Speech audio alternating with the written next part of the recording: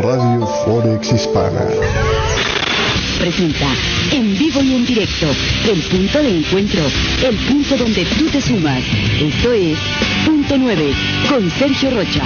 Comenzamos.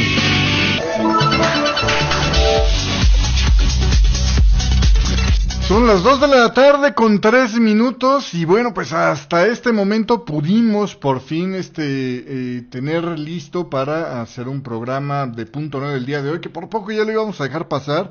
Tuvimos problemas con la red, una disculpa a todos aquellos que estuvieron sintonizados a tiempo esperando esta transmisión por parte de nosotros el día de hoy.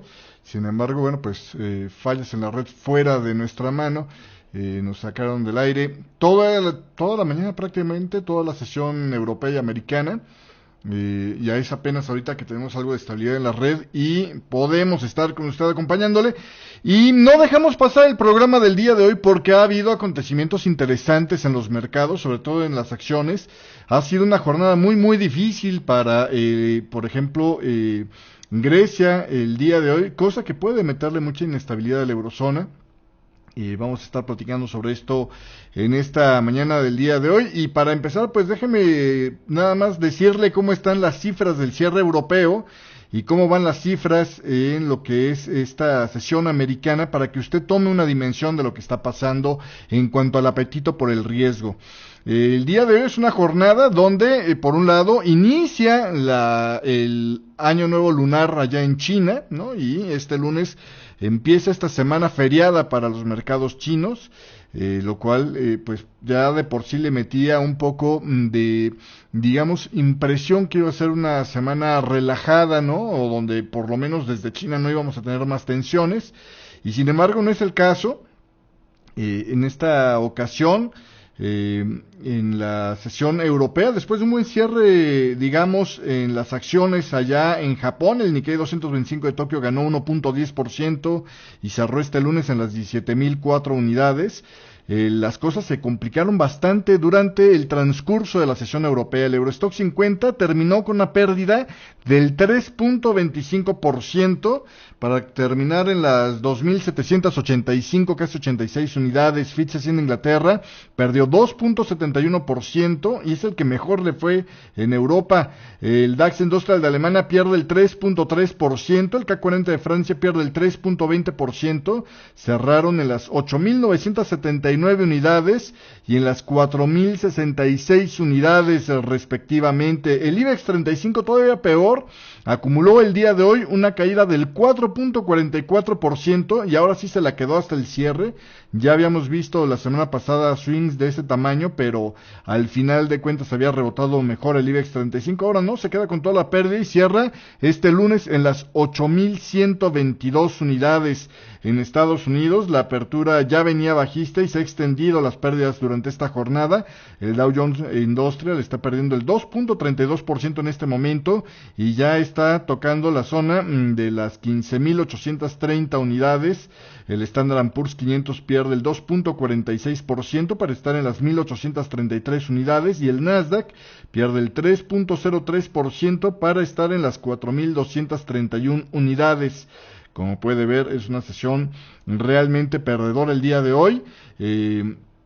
Básicamente, las bolsas europeas dicen que cerraron este lunes lastradas por dos sectores mayormente. El tema que tiene que ver con los energéticos, donde petroleras como la Royal Dutch Shell perdí el 1.1% y la Total perdí el 1.9%, o la British Petroleum el 2%. Otros compañías de commodities como ArcelorMittal perdía un 7.4% en esta jornada del día de hoy.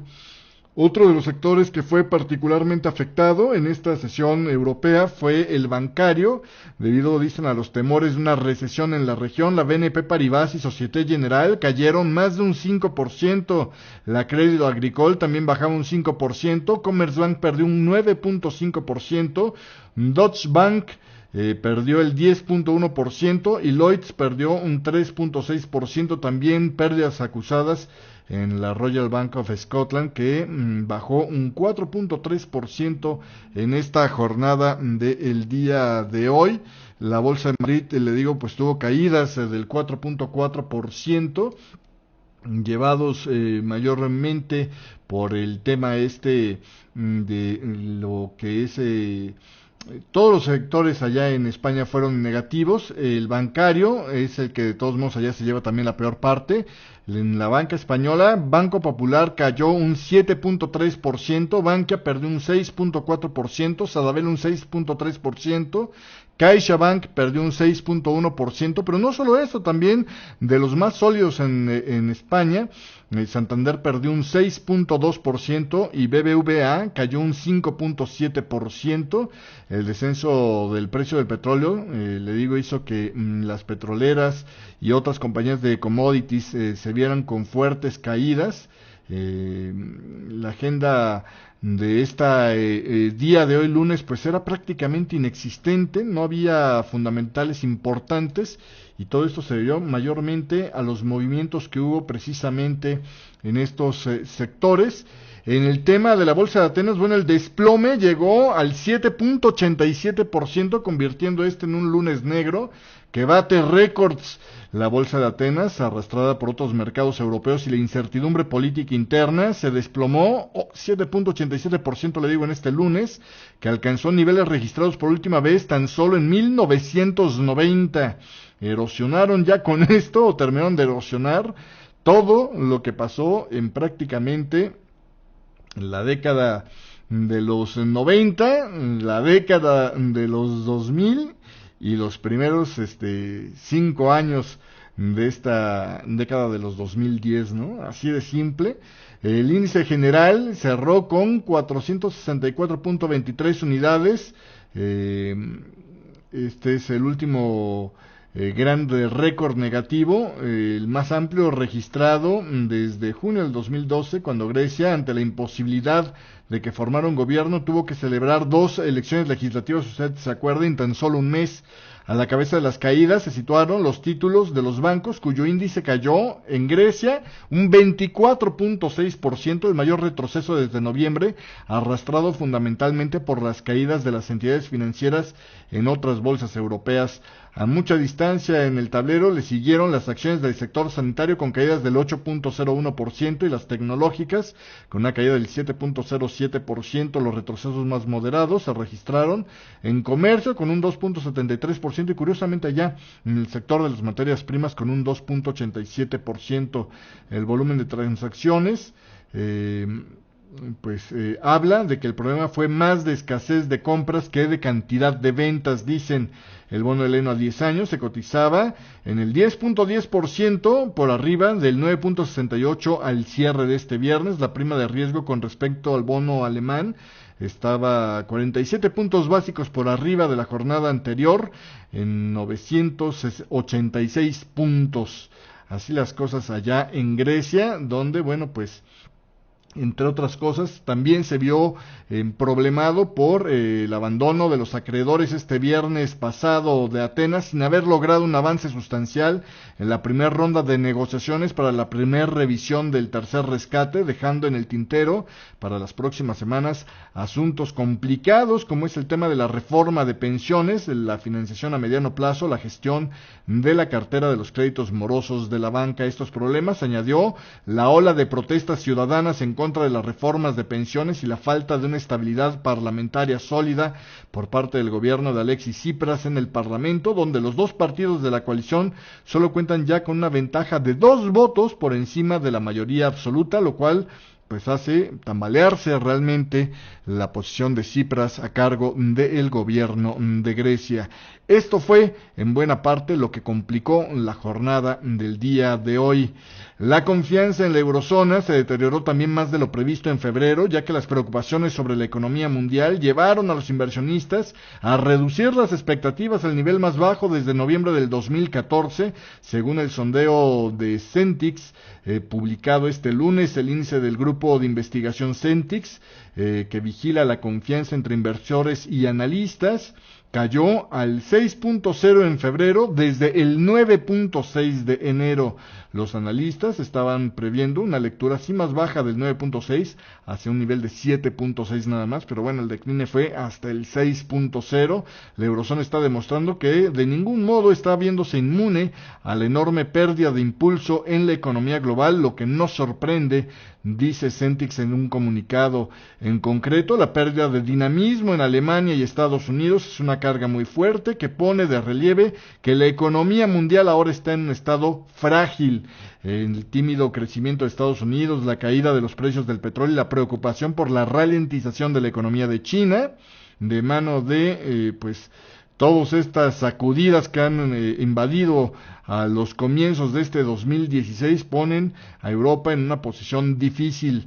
Dentro de las expectativas para la economía en este subíndice de Centix, quedó también declinando con mucha fuerza a 1.5 desde el 6.3 de enero, lo que es en sí el nivel más bajo desde noviembre del 2014. La valoración de los inversionistas de la situación actual también empeoró por tercer mes consecutivo, situándose en el 10.5 desde el 13.0 de enero.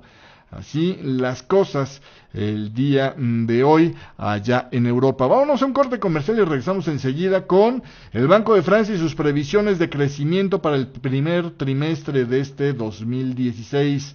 Además, Japón logra un superávit corriente en diciembre de 8.207 millones de dólares, pero ojo, en lo que es las minutas publicadas por parte del Banco de Japón, se ve mucho más grande todavía el disenso que hay, la ruptura que hay al interior del Banco de Japón. Además, los banqueros centrales de Alemania y Francia piden un ministro de finanzas único para la eurozona. Con esto y más, regreso en el programa de Punto 9 después de este corte comercial. No se vaya. Punto 9. Lo hacemos juntos.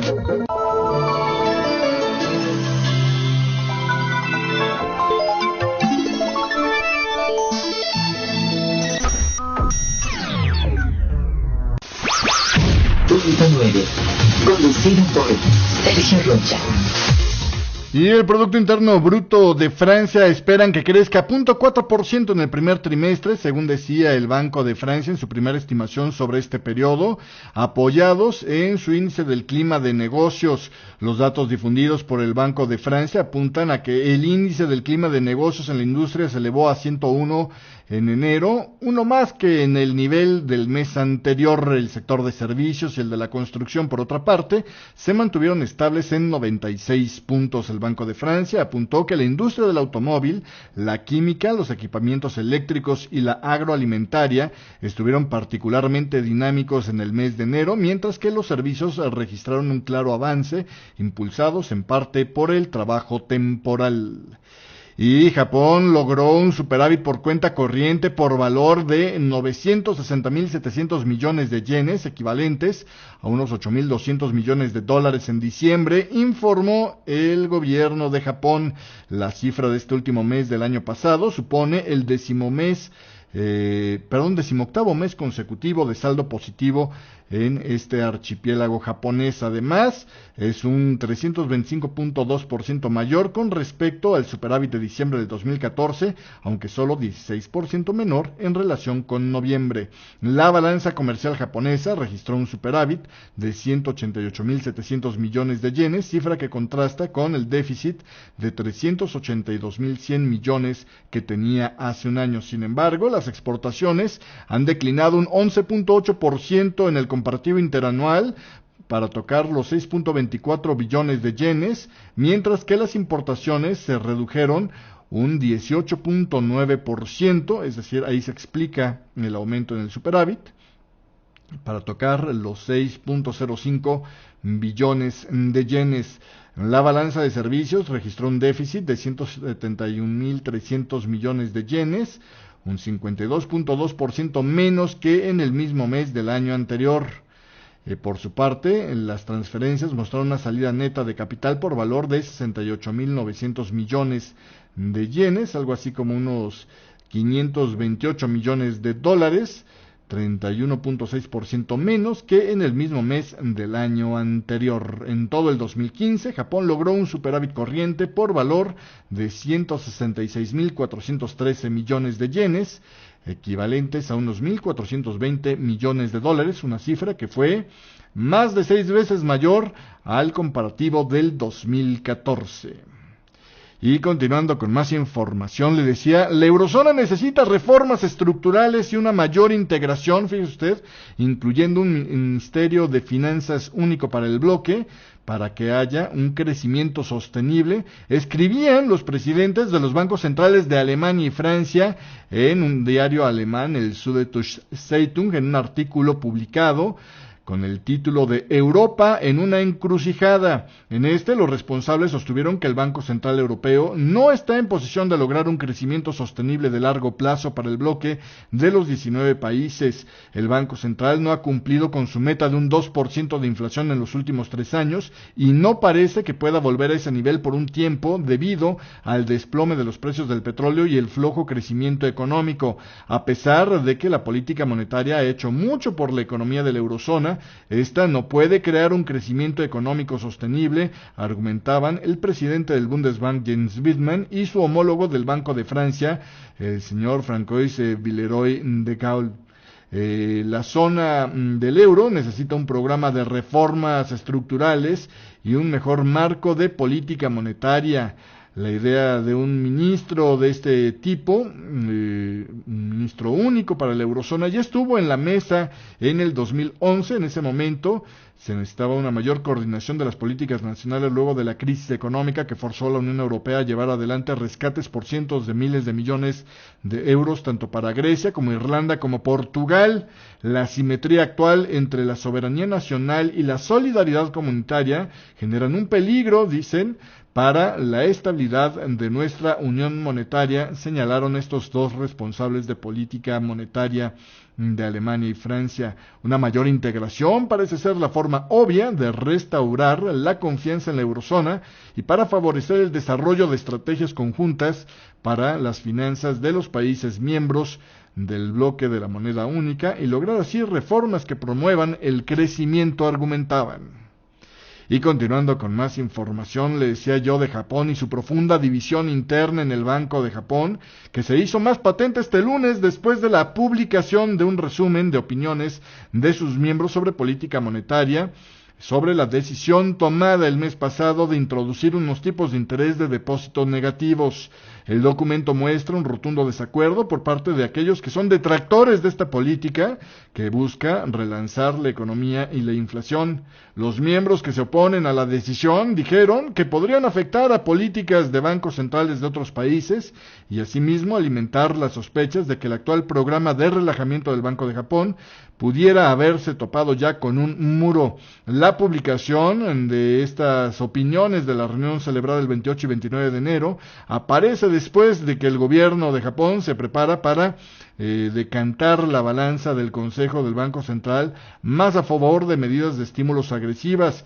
La decisión de fijar un tipo de interés de algunos depósitos de bancos comerciales en el Banco de Japón en el menos 0.1%, si usted recuerda, también fue muy polémica, con una grande división, 5 miembros a favor y 4 en contra. Estoy preocupado porque la introducción por parte del banco de unos tipos de interés negativos pueda conducir a una competencia con bancos centrales de otros países para rebajar los tipos de interés más dentro de este territorio negativo, opinaba uno de los miembros del Banco de Japón, cuya identidad no se reveló en este documento. Los inversionistas sospechan cada vez más que los bancos centrales tratan de depreciar sus divisas mediante políticas de tipos de interés negativos para ayudar a impulsar las exportaciones frente a la desaceleración del crecimiento mundial. El Banco Central Europeo y los bancos centrales de Suecia, Dinamarca y Suiza ya tienen implementadas en este momento políticas de tipos de interés negativos. Algunos agentes del mercado especulan con que la decisión del Banco de Japón también podría presionar a la Reserva Federal de Estados Unidos para que pare las subidas de tipos de interés en este año. Un miembro del Banco Central japonés señaló que los mercados podrían esperar que los tipos se recorten más por debajo de cero, y este rumor mismo podría causar confusión y ansiedad entre los bancos y los depositantes.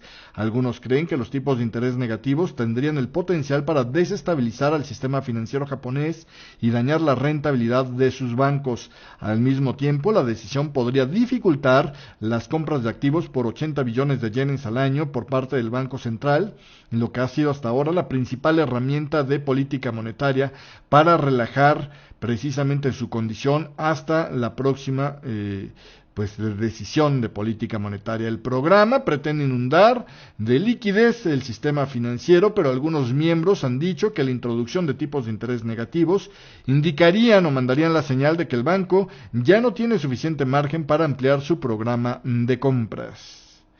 Y pasando a otra información, a pesar de que ya en China se inició el Año Nuevo Lunar este lunes, todavía el fin de semana el Banco del Pueblo de China publicó información donde decía que se decantarían por realizar un ajuste fino de la política monetaria y mantener el yuan estable al tiempo que se mantienen vigilantes contra los riesgos financieros sistémicos. China también quiere mantener un nivel apropiado de liquidez y alcanzar un crecimiento razonable de la masa monetaria y el crédito, señaló el Banco Popular de China en su informe del cuarto trimestre del 2015. En el informe se publica que la economía de China creció un 6.9% en el 2015, su menor tasa de crecimiento en 25 años, cosa que no es nuevo, ya lo sabíamos, mientras que una presión a la baja sobre el yuan da más argumentos al Banco Central para adoptar más medidas de estímulo económico. En el informe, el banco emisor dijo que ajustará la política monetaria de forma acompasada y empleará de forma flexible varias herramientas de política monetaria para ayudar a mantener una política monetaria apropiada y un crecimiento razonable del crédito y de la financiación social. También señaló que buscarán explorar mecanismos para reforzar la gestión de los tipos de interés al tiempo que incrementan la flexibilidad del tipo de cambio del yuan en ambas direcciones. Y pasando a otra información, fíjese usted, de las lumbreras del Banco Central Europeo que vinieron a determinar ahora. Subir los tipos de interés es contraproducente cuando un país trata de reducir proporcionalmente la deuda pública con respecto a la producción económica. Esto es un artículo que publica el Banco Central Europeo este lunes, basado en la historia reciente de la eurozona. ¡No, hombre! ¿Hasta qué hora se dan cuenta? Con esto y más regreso en el tercer bloque de Punto 9 en un momento más.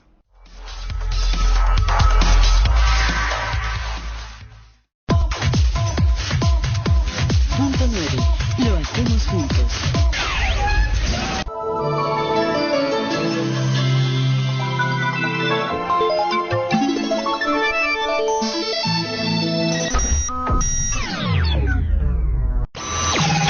Punto 9.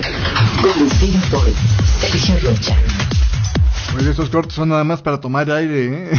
Oiga, el Banco de la Reserva de China, el Banco del Pueblo de China dijo que sus reservas en divisas bajaron a su menor nivel en más de 3 años, bajando a 99.5 billones de dólares. Bajaron en 99.500 millones para tocar los 3.23 billones, es decir, millones de dólares. Anteriormente tenían 3.21 billones se estaba esperando el mercado que tuvieran 3.21 billones de dólares. Le repito la información. Las reservas de divisas de China están en su menor nivel en más de 3 años, bajando 99.500 millones de dólares para tocar los 3.230.000 millones de dólares. La cantidad es, sin embargo, ligeramente superior a los 3.210.000 millones de dólares que el mercado se estaba esperando, según información del Wall Street Journal. Y continuando con más, le decía yo, un estudio de investigación del Banco Central Europeo publicado este lunes decía que, bueno, pues subir impuestos era contraproducente para bajar la deuda pública. El Banco Central Europeo, junto con la Comisión Europea y el Fondo Monetario Internacional, han sido parte de la troika de instituciones que han puesto medidas de austeridad que incluían aumentos de impuestos y recortes de gasto en los países de la eurozona excesivamente endeudados, como es Grecia y Portugal, a cambio de sus préstamos. El documento escrito por María García Atinasi, de la División de Política Fiscal del Banco Central Europeo, y por el economista del Banco de Italia, Luca Metelli, encontraron que el aumento de los impuestos no puede bajar la relación entre la deuda pública de un país y su Producto Interno Bruto. Cuando la consolidación fiscal se implementa a través de un aumento de los impuestos, la relación deuda pública, Producto Interno Bruto, vuelve a su nivel anterior a la crisis, no solo en el largo plazo, impidiendo con ello generar una mejora en el ratio de deuda y produciendo lo que llamamos una autodestructiva consolidación fiscal, escribían en su artículo. Estos dos economistas agregaron que una reducción en el gasto público era más probable que generase una reducción duradera de la relación de deuda-Producto Interno Bruto. Sus conclusiones se basan en datos de los 11 países de la eurozona, incluyendo receptores de rescate, como es el caso de Grecia, Portugal o Irlanda. El programa de rescate de Grecia en 2010 incluyó recortes en el gasto por el 7% del Producto Interno Bruto, junto con subidas de impuestos equivalentes al 4% del Producto Interno Bruto. El ratio de deuda pública con respecto al Producto Interno Bruto de Grecia se elevó a un 180% a finales del 2014, frente al 127% que tenía 5 años antes, previo al primer programa de rescate de la eurozona a este país. Portugal e Irlanda también vieron sus ratios de deuda pública Producto Interno Bruto crecer después de entrar en programas de rescate que se basaron en mayores ingresos fiscales por alrededor de un tercio del ajuste fiscal total. En los últimos meses, el Banco Central Europeo ha estado pidiendo reiteradamente que se alivien las políticas fiscales de la eurozona, aunque dentro del límite de las normas de la Unión Europea, para apoyar la anémica recuperación económica de la región. Los resultados de este análisis son de particular importancia para las políticas en el contexto del debate sobre los méritos de la consolidación fiscal como la principal herramienta para restablecer la sostenibilidad de la deuda en los países de la eurozona. Los autores del artículo escribieron: bueno, pues este documento expresa la opinión de sus autores y no necesariamente la del Banco Central como una institución. Y bueno, pues así las cosas el día de hoy con este tema. Y ya para terminar el día de hoy le cuento muy rápidamente. El Consejo de Seguridad de las Naciones Unidas señaló este domingo a última hora que el lanzamiento por parte de Corea del Norte de un cohete de largo alcance supone una clara violación a las resoluciones del Consejo de Seguridad que prohíbe al país desarrollar su programa nuclear y calificó a este incidente de una amenaza para la seguridad mundial. Corea del Norte anunció este domingo que había lanzado un satélite al espacio utilizando un cohete multietapa. Corea del Sur confirmó que el cohete puso un objeto en órbita, pero cuestionaron que el objeto esté enviando señales a la Tierra. El Consejo de Seguridad expresó su indignación y dijo que sus miembros estudian una resolución que impondría, ¿qué cree usted? Pues sí, nuevas sanciones más duras, dicen, para Corea del Norte. Ahora, la verdad es que cuando ya tienes ahorcado al punto de no tener más de cuerda que anudar, ¿no? En el cuello de alguien, pues la verdad es que endurecer las sanciones parece que sería poco efectivo, ¿no? Estados Unidos y China llevan ya un mes estudiando una nueva resolución desde que Corea del Norte anunció a principios de enero haber detonado una bomba de hidrógeno, pues el ponerle sanciones más graves. Samantha Power, embajadora de Estados Unidos en las Naciones Unidas, señaló a los periodistas que las negociaciones de alto nivel con China continuaron con la esperanza de alcanzar un acuerdo cuanto antes que intensifique la presión sobre Corea del Norte. Y bueno, pues así las cosas el día de hoy. Con esto me retiro, gracias por la compañía. Son 2:32 p.m. Gracias por habernos acompañado en esta versión especial de Punto 9. Una disculpa a la gente que nos estuvo esperando el día de hoy a las 8:30 de la mañana hora de Nueva York. Pero bueno, pues le digo, parece que están haciendo reparaciones mayores ahí en la red de nuestra zona. Y por lo tanto, pues de repente nos estamos quedando sin servicio. Hasta aquí la dejo el día de hoy, nos vemos el día de mañana, pásela bonito, que tenga muy buena tarde, nos vemos. imposible detener el tiempo. Hasta aquí con Punto 9. Conducido por Sergio Rocha. Gracias. Radio Forex Hispana presentó